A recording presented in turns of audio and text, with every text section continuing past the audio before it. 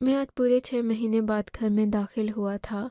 मैं यही सोच रहा था, मुझे उम्मीद थी कि मेरी माँ दरवाज़े पर आकर मेरा इस्तकबाल करेगी, पर ऐसा कुछ भी नहीं था। अम्मा को मैंने हफ़्ता पहले अपने आने की इत्तला दी थी, लेकिन हैरत मुझे इस बात पर हुई कि जब मैं घर में दाखिल हुआ तो घर में शामियाने लगे हुए थे और ऐसा लग रहा था कि जैसे किसी की शादी की तैयारियां हो रही हों। मैं हैरान हो गया। मैंने घर में आसपास लोगों से पूछा कि यहाँ किसकी शादी है, क्योंकि मैं अपनी अम्मा का अपनी बहनों के अलावा इकलौती औलाद था, जबकि मेरे एक भाई की भी शादी हो चुकी थी। बाकी दोनों बहनें शादीशुदा थीं। तो फिर ये किसकी शादी थी? पूछने पर पता चला कि इस घर में तो मेरी शादी है। मेरे सर पर बम फट पड़ा। ये कैसे हो सकता है? मैंने तो लड़की को देखा तक नहीं, ना मेरी माँ ने मुझसे ऐसी कोई बात की। तो फिर मेरी शादी कैसे हो सकती है? मैं भागता हुआ अम्मा के पास पहुंच जाती है। मैं भागता हुआ अम्मा के पास पहुंचा। अम्मा ने मुझे देखते ही मुंह फेर लिया। क्या हुआ अम्मा? मुझे ऐसे क्यों देख रही हो? बेटा, मैं तुझसे तब बात करूंगी जब तू इस शादी के लिए मुझे रजामंदी देगा, वरना सारी जिंदगी खफा रहूंगी। अम्मा की ब्लैकमेलिंग देखकर मैं भी परेशान हो गया। माँ, ऐसे ना करो। मैं तुम्हारे लिए अपनी जान दे सकता हूँ, लेकिन ये शादी, मैंने तो लड़की को देखा भी नहीं।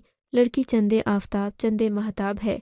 बस तुम्हें शादी करनी पड़ेगी, मैंने जो कह दिया। अच्छा अम्मा, ठीक है। मेरी ज़िंदगी में कौन सा कोई औरत है? मैं शादी करने जा रहा हूँ, तुम्हारी मर्ज़ी से कर लूँगा, लेकिन लड़की खूबसूरत ना हुई ना तो तलाक दे दूँगा। अम्मा ने मेरे मुंह पर हाथ रख लिया। खबरदार, जो ऐसी बात तूने मुंह से भी निकाली तो। लड़की इतनी खूबसूरत है कि तू उसे देखते ही अपने होश खो बैठेगा। मुझे तो डर है कि कहीं अपनी माँ को न भूल जाए, फिर ऐसी वैसी बातें करके मुझे कहीं में लड़की खूबसूरत ही होगी।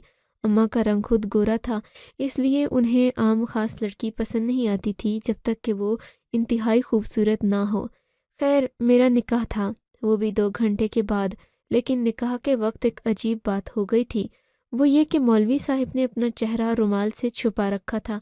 मौलवी साहिब ने निकाह पढ़ाया, कबूलो इजाब हुआ तो मैंने नज़र उठाकर मौलवी साहिब की तरफ देखा, पर यह देखकर तो मैं हैरान ही हो गया था कि उनके चेहरे पर एक सफ़ेद रुमाल था। मैंने उस वक्त किसी से ये बात नहीं पूछी कि मौलवी ने अपने चेहरे को क्यों ढक रखा है। यही सोचा कि शायद मौलवी साहिब अपनी परहेजगारी की वजह से ऐसा कर रहे होंगे, क्योंकि बाज़ लोग औरतों से पर्दा करते हैं और हमारे घर निकाह की तकरीब में औरतें भी थीं। लेकिन फिर भी हम लोग जब मर्दों की महफिल अकेले भी हुई तो भी मौलवी साहिब उठकर फ़ौरन ही बाहर चले गए। मुझे लगा जैसे वो मेरे इस निकाह से खुश उठकर फ़ौरन ही बाहर चले गए। मुझे लगा जैसे वो मेरे इस निकाह से खुश नहीं हैं। मुझे अपना चेहरा तक नहीं दिखाया। सब लोगों ने मुझे बहुत ज़्यादा मुबारकबाद दी, लेकिन मुझे इस सारी महफिल में कोई एक भी शख्स अजनबी नज़र नहीं आ रहा था। तो गोया मेरी दुल्हन हमारे ख़ानदान ही की है। मैंने दिल में सोचा। घर के आसपास के लोग ही मुझे नज़र आ रहे थे, या तो कोई मोहल्ले की लड़की होगी। अम्मा मुझे बता क्यों नहीं रही? लेकिन फिर लड़कियों के नाम तो मुझे पता थे। ये किसी अजनबी लड़की का नाम था, सो मैं खामोश हो गया था। मैंने सोचा कि अब जब निकाह हो ही गया है, मैं उस लड़की को दिल से कबूल कर लूं। ऐसा न हो कि बाद में मसले मसाइल हों। अम्मा ने मुझे मेरे कमरे तक पहुंचा दिया था। कमरे का दरवाज़ा खुलते ही महकती खुशबू की एक पोटली मेरे सामने बैठी मुझे देख रही थी। घूंघट के नीचे से उसकी आंखें मुझ पर ही टिकी हुई थीं। मैं उसे देखकर हैरान रह गया।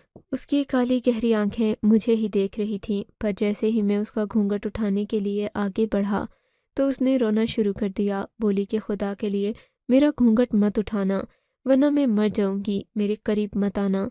मैं उसकी आवाज़ सुनकर वहीं पर रह गया। मैंने सोचा कि क्या पता अम्मा ने जिस तरह से लड़की की तारीफ़ें की हूँ वो वैसे ही खूबसूरत हो और फिर नखरेबाज हो, क्योंकि ऐसा तो अमूमन होता है, खूबसूरत लड़कियों के नखरे आसमान पर होते हैं। मैं चुप हो गया कि वैसे भी शादी की पहली रात है, वो थकी होगी, घर वालों से दूर आने का गम भी होगा, इसीलिए उसका रवैया ऐसा होगा। वो इसी तरह रोने लगी और फिर रोते रोते उसकी सिसकियों की आवाज़ कमरे में गूंजने लगी। अब मुझे हैरत भी हो रही थी और शक भी कि अगर ये लड़की मुझसे शादी होने पर इतनी ज़्यादा नाराज़ है तो फिर इसने अपने घर वालों को ये बात क्यों नहीं बताई? क्या ये वाक़ई शादी से खुश नहीं? इसकी शादी मेरे साथ हुई ही क्यों?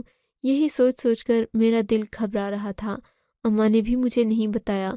میں دل ہی دل میں اماں کو کوسنے لگا تھا، کم از کم لڑکی کی رضامندی تو پوچھ لیتے۔ اب میں صبح اٹھ کر سب کو کیا کہوں گا؟ اگر اس لڑکی نے یہی تماشا لگائے رکھا، زندگی تو عذاب ہو جائے گی۔ میں یہی باتیں سوچ رہا تھا، لیکن کسی طور پر بھی میں اماں سے ایسی بات نہیں کر سکتا تھا۔ میری ماں ایک نازک دل کی عورت تھیں، میں نہیں چاہتا تھا کہ انہیں میری وجہ سے کوئی تکلیف ہو۔ میری خاموشی کی وجہ سے وہ لڑکی بھی چپ ہو گئی تھی، لیکن اب میں نے دیکھا وہ گھونگھٹ میں ہی بیٹھے بیٹھے سو گئی تھی یا پھر بے ہوش ہو گئی تھی۔ اب میں نے اس کا گھونگھٹ اٹھایا تو اس نے زیادہ رد عمل نہیں دیا، لیکن اس وقت تک اس کی آنکھیں بند ہو چکی تھیں اور وہ شاید رو رو کر بے ہوش ہو گئی تھی۔ مجھے بڑا افسوس ہوا۔ میں نے سوچا کہ رونے سے بے ہوش ہو مر جائے گی، لیکن خوبصورت وہ بے پناہ تھی۔ میں نے جو اسے دیکھا تو دیکھتا ہی رہ گیا۔ سوچا نہیں تھا کہ اتنی خوبصورت لڑکی کا شوہر بن جاؤں گا۔ خیر، اس کی خوبصورتی دیکھ کر میں اس کی ساری بری باتیں بھول گیا کہ وہ کیسے رو رہی تھی اور کیا سب کر رہی تھی۔ میں بس اس کی خوبصورتی سے مسحور ہو کر رہ گیا تھا۔ اب میں نے سوچ لیا تھا کہ میں اس لڑکی کو کبھی بھی زندگی بھر نہیں چھوڑوں گا۔ اتنی خوبصورت بیوی کا تو میں نے خواب میں بھی نہ سوچا ہوگا۔ اس طرح صبح ہو گئی تھی۔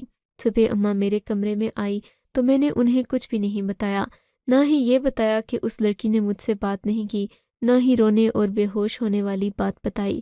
صبح ہوئی تو میں معمول کے مطابق اٹھ کر غسل خانے میں چلا گیا، لیکن جب میں واپس آیا تو وہ لڑکی آنکھیں ٹپٹپاتے مجھے دیکھ رہی تھی۔ وہ مجھے دیکھ کر یوں مسکرا رہی تھی جیسے رات بھر کچھ ہوا ہی نہ ہو۔ اتنی زیادہ خوشی اس کے چہرے پر میں نے کہ آج تک کسی عورت کو اتنا خوش نہیں دیکھا تھا۔ مجھے دیکھتے ہی وہ میرے پاس آئی اور میرے قدموں میں بیٹھ کر میرے پاؤں چومنے لگی۔ میں حیران ہو کر اسے دیکھنے لگا۔ کیا ہو گیا ہے کہیں تم پاگل تو نہیں ہو؟ دورے وورے تو نہیں پڑتے؟ میں نے مذاق میں کہا، یا پھر تم میری خوبصورتی دیکھ کر پگھل گئی ہو؟ میں نے اپنے کالر اکڑاتے ہوئے کہا تو وہ میرے پاؤں پکڑ کر بولی، بس مجھے کبھی چھوڑ کر مت جائیے گا، میں آپ سے بے پناہ محبت کرتی ہوں، زندگی بھر آپ کی غلام رہوں گی، آپ کی داسی بن کر رہوں گی، لیکن کبھی مجھے چھوڑ کر مت جائیے گا۔ یہ کہہ کر وہ پھر سے جذباتی ہو گئی۔ اس کی آنکھوں میں جیسے تشکر کے آنسو تھے۔ اچھا رو مت، میں تمہیں کبھی نہیں چھوڑوں گا، تم کوئی چھوڑنے والی چیز ہو بھلا؟ وہ مسکرانے لگی تھی۔ اماں آئیں تو میں نے انہیں بتا دیا کہ میں اپنی بیوی سے بہت خوش ہوں۔ وہ بھی مجھے مسکرا کر دیکھنے لگی۔ دل میں مجھے کہیں نہ کہیں ڈر تھا کہ یہ سب لڑکی ڈرامہ نہ کر، لیکن پھر رات ہو گئی، اس نے کوئی ڈرامہ نہیں کیا۔ وہ تو مانو خوشی خوشی میرا ہر کام کرنے لگی تھی۔ میں اسے دیکھ کر خوش بھی ہو رہا تھا، لیکن شادی کے تقریباً 1 ہفتے بعد رات کو میری بیوی کی طبیعت خراب ہو گئی۔ میں نے پوچھا کہ کیا ہوا تو کہنے لگی کہ میرے پیٹ میں شدید درد ہو رہا ہے۔ اس وقت میں اور کوئی بات نہیں دیکھ سکتی، مجھے صرف اور صرف ہسپتال جانا ہے۔ میری بیوی کی طبیعت اتنی خراب تھی کہ میں نے اماں سے بھی نہیں پوچھا، اسے فوراً سے گاڑی میں بٹھایا اور ہسپتال لے کر چلا گیا۔ ہسپتال میں جاتے ہی میری بیوی سیدھی ہو کر بیٹھ گئی اور کہنے لگی، آپ گاڑی میں ہی بیٹھیں، میں خود چیک کروا کر آتی ہوں۔ ارے کیوں؟ گاڑی میں کیوں بیٹھوں؟ تم میری بیوی ہو، میں تمہارے ساتھ جاؤں گا، ڈاکٹر کو مل کر تمہارا مسئلہ بتائیں گے۔ ایسے تھوڑی نہ ہوتا ہے، تم میری ذمہ داری ہو، چلو میں تمہارے ساتھ چلوں گا۔ میں اس کے ساتھ چلنے کو راضی تو ہو گیا، مگر میری بیوی بالکل بھی پرسکون نہیں تھی۔ کہنے لگی، آپ ادھر ہی بیٹھیں، میں 5 منٹ میں پیٹ کے درد کی گولی لے کر آتی ہوں، اس کے بعد ہم لوگ اسی گاڑی پر واپس چلے جائیں گے۔ اگر آپ بھی ساتھ آ گئے تو پھر گاڑی لینے کے لیے ہمیں واپس جانا پڑے گا، دیر ہو جائے گی، اور میں بالکل ایسا نہیں چاہتی۔ ہم امی جان کو بھی بتا کر نہیں آئے، بری بات ہے، ہمیں جاتے ہی ان کو اطلاع دینی پڑے گی۔ میں نے کہا چلو ٹھیک ہے، جیسے تمہاری مرضی۔ اب میں گاڑی میں ہی بیٹھ گیا تھا، لیکن گاڑی والا بھی مجھ سے عجیب باتیں کرنے لگا۔ بولا کہ صاحب، لگتا ہے کہ آپ کی بیگم آپ سے آپ کی بیماری چھپا رہی ہے، وہ یقیناً کسی اور وجہ سے گئی ہے لیکن آپ کو بتا نہیں رہی۔ میں نے اسے خاموش رہنے کے لیے ڈانٹ دیا، کہا کہ تمہیں میرے معاملے میں بولنا نہیں چاہیے۔ وہ خاموش ہو گیا، منہ میں بڑبڑانے لگا کہ نیکی کا تو زمانہ ہی نہیں ہے، میں تو آپ کو اچھی نیکی کی بات بتا رہا تھا۔ میں نے اس آدمی کی بات کا پھر بھی جواب نہیں دیا، تھوڑی سر نہیں تھا۔ اس نے ایک شاپر اٹھا رکھا تھا، اسے تقریباً گئے ہوئے 1 گھنٹہ ہوا تھا اور وہ گھنٹے بعد آئی تھی۔ اب میں اس کے پیچھے گاڑی سے اتر کر اسے ڈھونڈنے بھی نہیں جا سکتا تھا، اگر جاتا تو وہ واپس آ کر مجھے ڈھونڈتی، پھر ہم دونوں ہی کھو جاتے۔ سو میں بیٹھا رہا تھا، پر 1 گھنٹے کے بعد وہ آئی تو اس کے چہرے پر کوئی تاثر نہ دیکھ کر میں حیران ہوا تھا۔ کیا ہوا؟ پیٹ کے درد کی گولی لینے کے لیے تمہیں اتنا انتظار کرنا پڑا؟ جی ہاں، میں آپ کو گھر چل کر بتاؤں گی کہ میں پیٹ کے درد کی گولی لینے کے لیے کیوں گئی تھی۔ اس کا چہرہ اب کچھ بدلنے لگا تھا۔ بات سنیں، اگر میں آپ کو ایک بات بتاؤں، ایک خبر سناؤں تو آپ غصہ تو نہیں کریں گے؟ تقریباً گھر کے قریب پہنچ کر گاڑی سے اترتے ہی اس نے مجھ سے پوچھا تھا۔ نہیں، غصہ کیوں کروں گا بھلا؟ اور ویسے بھی بیوی اگر ہسپتال سے آ کر کوئی خبر سنائے تو غصہ تھوڑی کرتے ہیں۔ میری بات سن کر وہ مسکرا دی تھی۔ بات تو آپ کی صحیح ہے، لیکن مردوں کا کوئی بھروسہ بھی تو نہیں ہے، پل میں تولا پل میں ماشا ہوتے ہیں۔ میں نے کہا ایسی کوئی بات نہیں، تم مجھے کھل کر بتاؤ۔ کہنے لگی میں امید سے ہوں، اللہ تعالیٰ ہمیں ماں باپ بنائے گا۔ یہ سن کر میں تو پھولے نہ سمایا۔ میں نے کہا یہ تو اتنی خوشی کی خبر ہے، تمہیں یہ خبر مجھ سے چھپانی نہیں چاہیے تھی۔ کم از کم مجھے اسی وقت بتا دیتی تو میں تمہیں کوئی پھول یا پھل فروٹ لے کر دیتا۔ اب تم اچھے سے اپنا خیال رکھنا اور کبھی بھی کوئی ایسی چیز نہ کھانا جس سے تمہارے بچے یعنی ہمارے بچے کو کوئی نقصان ہو۔ جی ٹھیک ہے، آپ بالکل بھی فکر نہیں کریں، ایسا کچھ نہیں ہوگا، وہ خوشی خوشی بولی۔ پھر گھر جا کر مجھ سے پوچھنے لگی، کیا آپ کو واقعی اس بات سے کوئی مسئلہ نہیں ہے؟ لگتا ہے کہ آپ بھی حقیقت جانتے ہیں۔ ارے بھائی، مجھے بچے سے کیا مسئلہ ہوگا؟ ویسے بھی بچہ میرا ہے، کون سا کسی اور کا ہے؟ میں یہ بات ہنستے ہوئے کر تو رہا تھا، پر میں یہ نہیں جانتا تھا کہ اس کا کون سا مہینہ چل رہا ہے۔ میری باتیں سن کر وہ حیران ہوتی تھی کہ میں اس بچے کو اپنا نام دے رہا ہوں۔ لیکن پھر اگلے ہی دن مجھے اماں نے بتایا کہ اب اپنی بیوی کے آپریشن کے پیسے جوڑ لو۔ میں نے کہا کیوں؟ کہنے لگیں 2 مہینے کے بعد اس کی ڈیلیوری ہے، اور پھر ڈیلیوری میں خرچہ تو آتا ہی ہے۔ میں نے اماں سے یہ بات اس لیے نہیں کریدی کہ تیسرے مہینے کوئی بچہ تھوڑی پیدا ہوتا ہے، لیکن حیرت کی انتہا اس وقت نہ رہی جب اگلے ہی مہینے میری بیوی کا پیٹ ایسے بڑھنے لگا جیسے اس نے 9 ماہ کا بچہ اٹھا رکھا ہو۔ میں اسے دیکھتا تو پوچھتا بھی کہ ابھی تو تمہارا تیسرا مہینہ چل رہا ہے، تو وہ چپ ہو جاتی، میری کسی بات کا کوئی جواب نہیں دیتی تھی۔ کبھی کبھی مجھے ڈر کر یوں دیکھنے لگتی جیسے اسے میری کسی بات کا یقین ہی نہ ہو۔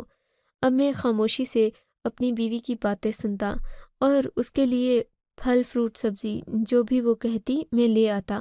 زندگی گزرنے لگی تھی، لیکن ایک دن میرے سر پر اچانک ہی پہاڑ ٹوٹ پڑا جب اماں مجھ سے کہنے لگیں کہ جا کر ڈاکٹر کو بلا لاؤ، تمہاری بیوی کے ہاں بچہ پیدا ہونے والا ہے۔ میں نے کہا اماں یہ کیسے ہو سکتا ہے، ابھی تو اس کا تیسرا مہینہ ہے۔ اماں بولی ابھی ان باتوں کا وقت نہیں ہے، ہو سکتا ہے کہ تمہاری بیوی کی جان نہ بچے، جان کو خطرہ ہو۔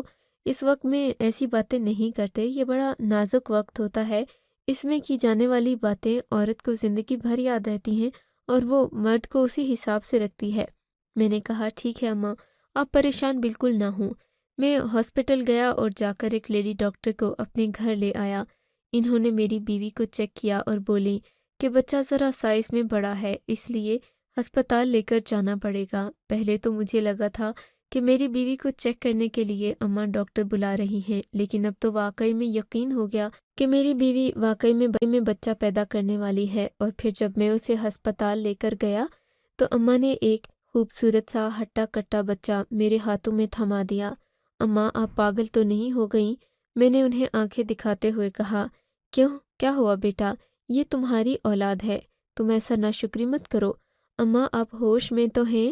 یہ میری اولاد کیسے اور کیوں کر ہو گئی؟ میری تو شادی ہی اس لڑکی سے 3 مہینے پہلے ہوئی ہے، میں اسے زندہ نہیں چھوڑوں گا، اس نے مجھے اتنا بڑا دھوکہ دیا ہے، اور آپ بھی اس موقع پر میرا ساتھ نہیں دے رہی ہیں، آپ کو اس بہو کے ناجائز بچے کی پڑی ہے۔ یہ سن کر اماں خفا ہو گئیں، بولی کہ تم ابھی جاؤ، ابھی ان باتوں کا وقت نہیں ہے۔ میں نے اماں کا سر کھا لیا۔ اماں یہ بات نہیں ہے، وقت ہے یا نہیں، میری بیوی ایک بدکردار بد چلن عورت ہے اور آپ کہہ رہی ہیں کہ یہ ان باتوں کا وقت نہیں ہے۔ کیا ایسی باتوں کا کوئی وقت ہوتا ہے؟ اس نے مجھے اتنا بڑا دھوکہ دیا ہے اور آپ چاہتی ہیں کہ میں کچھ نہ کہوں؟ میری آنکھیں غصے سے لال ہو چکی تھیں اور دل تیز تیز دھڑک رہا تھا۔ میں نے اپنی اور کوئی بات اماں کو آج تک اتنے غصے سے نہ کہی تھی، لیکن یہ معاملہ ہی ایسا تھا، کوئی شخص اپنی بیوی کے بارے میں ایسی بات کیسے برداشت کر سکتا ہے؟ میرا تو غصے سے برا حال تھا۔ اماں میرے نہ چاہتے ہوئے بھی اس بدچلن عورت کو گھر لے کر آ گئیں۔ میرا تو پل پل جیسے انگاروں پر گزر رہا تھا۔ گھر پہنچتے ہی میں اس کے کمرے میں آیا۔ اسما، تم نے میرے ساتھ اتنا بڑا دھوکہ کیوں کیا؟ میں نے آپ کو بتایا تو تھا کہ میں ماں بننے والی ہوں، آپ تو بڑے خوش تھے اس وقت۔ اسما نے بھی اطمینان سے جواب دیا۔ اسما، اگر اب تم نے سچ نہیں بتایا تو میں تمہیں طلاق دے دوں گا، کیونکہ اگر اماں بھی تمہاری طرح جھوٹ بولتی رہیں تو میں تمہاری باتوں پر تو کیا اماں کی باتوں پر بھی یقین نہیں کروں گا۔ تمہارے پاس آخری موقع ہے کہ تم مجھے اپنا سچ بتا دو، ورنہ میں زندگی بھر نہ تمہیں نہ اپنی ماں کو، میری ماں بھی تمہارا ہی ساتھ دے رہی ہے۔ میری آواز سن کر اسما کو احساس ہو گیا کہ واقعی میں سنجیدگی سے بات کر رہا ہوں، اور یہ کہ مجھے اس پر بہت بڑا شک ہے۔ تب اس نے جو مجھے بات سنائی تو میری تو حیرت کی انتہا نہ رہی۔ سوچ بھی نہیں سکتا تھا کہ مجھے اپنے کیے کی سزا یوں بھی ملے گی۔ اس کے بعد جو حقیقت اماں نے بتائی اس نے تو میری آنکھیں ہی کھول دی تھیں۔ میری بیوی کے غم پھر سے تازہ ہو گئے تھے۔ روتے روتے وہ لیٹ گئی، اور پھر جو اس نے باتیں کہیں وہ میرے حواسوں پر بجلیاں گرا دینے کو کافی تھیں۔ میں خدا کی قسم کھا کر کہتی ہوں کہ یہ بچہ آپ کا ہے، اور اس بات پر بھی حلف اٹھا سکتی ہوں کہ یہ اولاد آپ ہی کی ہے، اور یہ کہ میں نے کبھی کسی مرد کو اپنے قریب نہیں آنے دیا۔ میں حیرت سے آنکھیں پھاڑے اسے دیکھ رہا تھا۔ میں قرآن لے بھی آؤں تو بھی وہ یہی کہے گی۔ مجھے اس بات کا پکا اور کامل یقین تھا۔ میں جانتا تھا کہ وہ اپنی بات پر قائم ہے۔ میری ماں بھی اس کے ساتھ کھڑی تھی۔ اب تو مجھے یقین کرنا ہی تھا کہ یہ بچہ میرا ہے، لیکن میں کیسے یقین کرتا؟ پھر میری بیوی نے مجھ سے باتیں کرنا شروع کیں۔ یاد ہے، آج سے تقریباً 7-8 مہینے پہلے جب میری شادی کا دن تھا، میں اپنی شادی کے دن بہت خوش تھی، میرے ابا بھی خوش تھے۔ ہم دونوں اپنی اپنی زندگی پر شکر ادا کر رہے تھے کہ ہمیں اتنا اچھا خاندان مل گیا۔ جس میں میری شادی ہو رہی تھی وہ لوگ بہت امیر تھے۔ انہوں نے ہمیں جہیز کا بھی مطالبہ کیا تھا، لیکن ابا کہنے لگے کہ اتنے امیر لوگوں کو جہیز کی ضرورت نہیں ہوگی، رسماً کہہ گئے ہوں گے۔ پر جب بارات آئی تو ان لوگوں نے جہیز کا مطالبہ کر دیا۔ ابا تو سوچ بھی نہیں سکتے تھے کہ یہ لوگ اتنے کمینے اور کنجوس نکلیں گے، جبکہ ان کے پاس پہلے ہی کافی دولت تھی۔ پھر ہم غریبوں کی دولت کا انہیں کیا کرنا تھا؟ لیکن پھر وہی ہوا جو اکثر ڈراموں فلموں میں ہوتا ہے۔ وہ لوگ بارات لے کر واپس چلے گئے۔ ابھی ابا کو ان سب باتوں کا پتہ نہیں تھا۔ ابا نے آپ کو باراتیوں کے ساتھ آتے دیکھا تھا، آپ کی منت کر دی کہ تم ہمارے دولہا بن جاؤ۔ ابا کو یہ تھوڑی پتہ تھا کہ تم تو شراب کے نشے میں دھت ہو اور تم چوریاں کرتے ہو۔ تم نے حیدرآباد کی کوئی دکان چھوڑی نہ تھی جس میں سے چوری نہ کی ہو۔ یہ بات تو میرے معصوم اور شریف ابا کو بعد میں پتہ چلی تھی کہ تم ایک پیشہ ورانہ جرائم پیشہ چور ہو، اور پھر ابا نے میرا ہاتھ تمہارے ہاتھ میں دے دیا، کہا کہ تم میری بیٹی سے شادی کر لو، یہ جانے بغیر کہ تمہارے ماں باپ کون ہیں، تم خود کیسے ہو۔ ابا نے آ کر پریشانی میں اتنا بڑا فیصلہ کر دیا جس کا خمیازہ شاید مجھے ساری زندگی بھگتنا پڑتا، اور پھر میں تمہارے نکاح میں آ گئی۔ بارات تو واپس چلی گئی، ابا کے مہمانوں کو بھی زیادہ خاص پتہ نہیں چلا، ان کی عزت رہ گئی، نکاح ہو گیا تھی۔ مجھے نہیں پتہ تھا کہ تم کیسے انسان ہو۔ ابا نے کہا کہ میں نے اپنے داماد کو گھر دامادی کا درجہ دیا ہے۔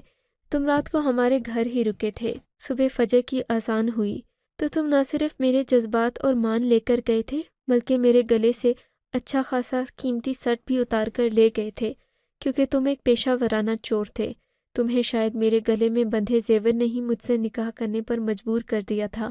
اس کے بعد تمہیں تو کوئی ہوش ہی نہیں رہا کہ تم نے اتنا بڑا وعدہ کیا تھا، میرے ساتھ نکاح کیا تھا، تم مجھے یوں ہی چھوڑ کر چلے گئے، تم نے پیچھے مڑ کر دیکھا بھی نہیں، تم واپس ہمارے گھر بھی نہیں آئے۔ لیکن پھر بھلا ہو میرے ابا کا اور چچا کا، جنہوں نے تمہیں ڈھونڈ نکالنے کے لیے حیدرآباد سے کراچی تک ایک ایک محلہ اور گھر چھان مارا۔ ابا کو تمہارے شناختی کارڈ اور ولدیت کا بھی پتہ تھا، اسی لیے ابا تمہاری اماں تک پہنچ گئے۔ تمہاری اماں کو جب ساری بات پتہ چلی تو وہ بہت طیش میں آ گئیں۔ انہوں نے کہا کہ آپ بالکل بھی فکر مت کیجیے، آپ اسے اپنی بیٹی کو میرے بیٹے کے ساتھ دوبارہ بیاہ دیں۔ میں اس کا ایسے نکاح کروں گی جیسے کہ اس نے پہلی بار نکاح کیا ہو، لیکن اصل میں یہ ایک حقیقی نکاح ہوگا جو کہ بہت سارے لوگوں کی موجودگی میں ہوگا۔ اس کے بعد آپ کی بیٹی میری بہو بن جائے گی اور میں ساری زندگی اس کا خیال رکھوں گی۔ اماں نے میری طرف غصے سے دیکھا۔ بیٹے، اگر مجھے پتا ہوتا کہ تو چوریاں کرتا پھرتا ہے تو زندگی میں کبھی تجھ سے بات نہ کرتی، لیکن کیا کروں، ماں مجبور ہوتی ہے۔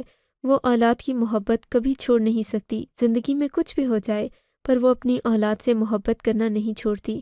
خدا کے لیے اپنے مرحوم باپ کی روح کا خیال کر لو، آئندہ کے لیے یہ کام چھوڑ دو اور اپنی بیوی کے لیے کچھ اچھی کمائی شروع کرو۔ اب تو تمہیں اللہ نے ایک اولاد بھی دے دی ہے، تمہیں اس کے لیے اپنی زندگی کو آگے بڑھانا ہے اور برے کاموں سے باز آنا ہے۔ یہ سن کر میں شرمندہ ہو گیا۔ پے در پے واقعات میرے ذہن میں آنے لگے تو مجھے اپنا آپ برا لگنے لگا کہ جیسے میں دنیا کا سب سے بے غیرت انسان ہوں، اور پھر اس واقعے نے اور میری اولاد کے اس دنیا میں آنے کے واقعے نے مجھے اس قدر بدل دیا